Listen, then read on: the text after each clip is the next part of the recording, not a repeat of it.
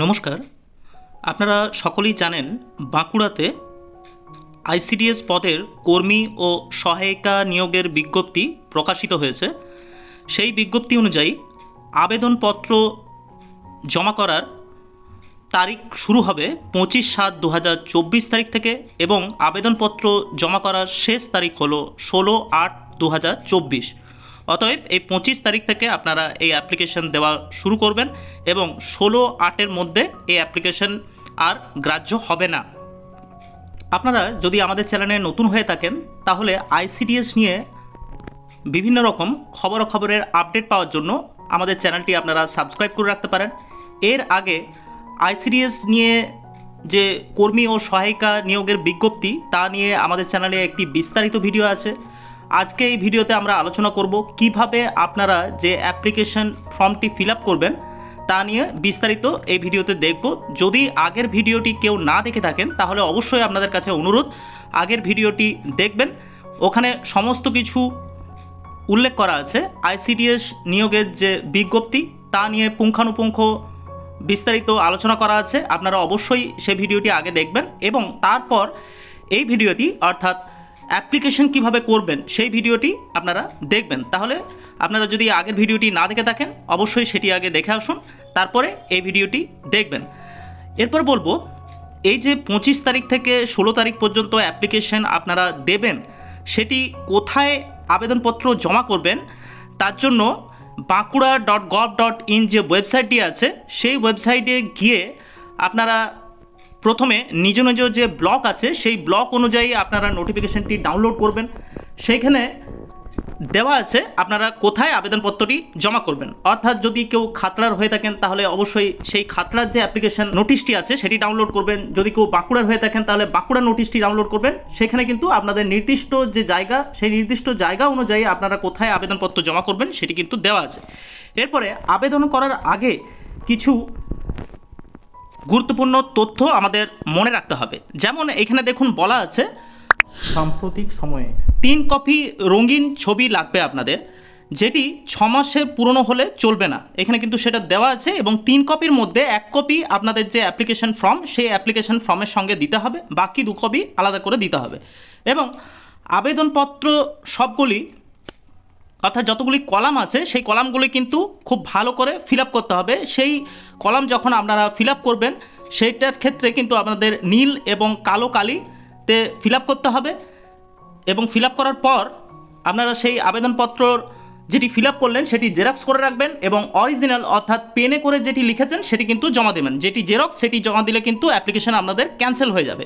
এরপরে বলা আছে বয়সের প্রমাণপত্র, উচ্চ মাধ্যমিক পাশের প্রমাণপত্র, এই সমস্ত কিছু যে ডকুমেন্টস আপনাদের যে বাসিন্দা সেই বাসিন্দার ডকুমেন্টস, যদি কারো কাস্ট সার্টিফিকেট থেকে থাকে তাহলে সমস্ত কিছু কিন্তু সেই অ্যাপ্লিকেশন ফর্মের সঙ্গে দিতে হবে এবং নিজের ঠিকানা নাম লেখা 5 টাকার ডাক টিকিট লাগানো 2টি খামও দিতে হবে।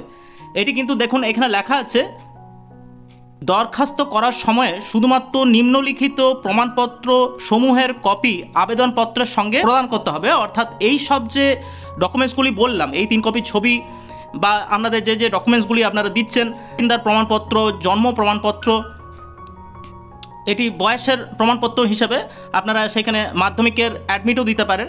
এই সমস্ত যোগ্যতার যে ডকুমেন্টস আপনারা দিচ্ছেন এই সমস্তগুলি কিন্তু আপনাদেরকে ওই খামের ভিতরে দিতে হবে। তার সঙ্গে 5 টাকার ডাক টিকিট লাগানো 2টি খাম যেখানে নিজের ঠিকানা ও নাম লেখা থাকবে। এই সমস্তগুলি কিন্তু এই অ্যাপ্লিকেশন ফর্মের সঙ্গে আপনাদের দিতে হবে। এবং আগেই বললাম আবেদনপত্র কোথায় আপনারা করবেন সেটি কিন্তু নিজের যে নোটিশ আছে সেই নোটিশটি নিজের জায়গা অনুসারে আপনারা ডাউনলোড করবেন। তাতে কিন্তু আপনারা দেখতে পাবেন যে কোথায় আপনাদেরকে সেই দরখাস্ত জমা করতে হবে। আরেকটি কথা বলে রাখি, 25 তারিখ থেকে শুরু হবে দরখাস্ত দেওয়ার সময় এবং 16 তারিখে কিন্তু এটি শেষ হচ্ছে। এরপর আমরা দেখব কিভাবে আমরা সেই দরখাস্তটি ফিল আপ করব।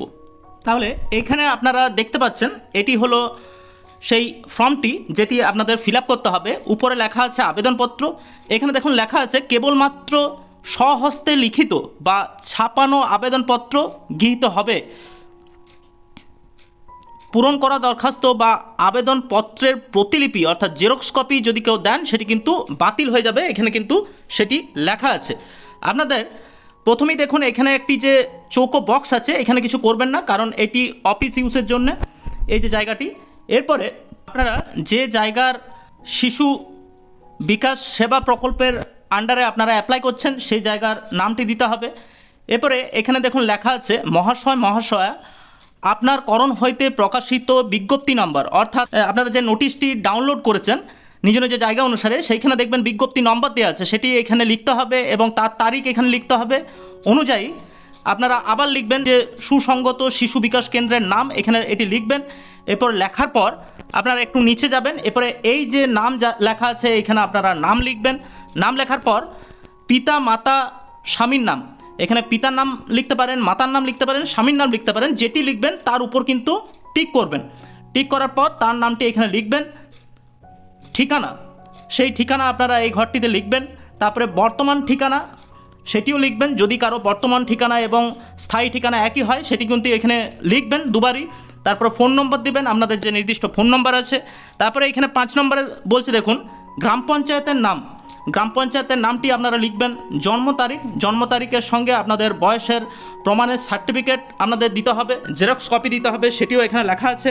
এবং 7 নম্বরে লেখা আছে শিক্ষাগত যোগ্যতা, উচ্চ মাধ্যমিক, অর্থাৎ শিক্ষাগত যোগ্যতা উচ্চ মাধ্যমিকের যে আপনাদের সার্টিফিকেট সেটি কিন্তু আপনাদের এই অ্যাপ্লিকেশন করার সময়তে দিতে হবে।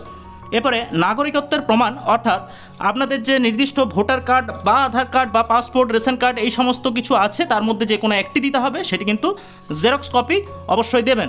এরপরে স্থায়ী বাসিন্দার যে প্রমাণপত্র সেটিও কিন্তু এখানে লিখতে হবে। এবং পঞ্চায়েত থেকে আপনারা যে স্থায়ী বাসিন্দার সার্টিফিকেট নেবেন সেটি কিন্তু অরিজিনাল কপিটি ওখানে কিন্তু দিতে হবে, জেরক্স দিলে হবে না, অরিজিনাল দিতে হবে। এরপরে জাতি লিখতে হবে, তপশিলি উপজাতি যে জাতি আপনাদের আছে সেই জাতি লিখতে হবে।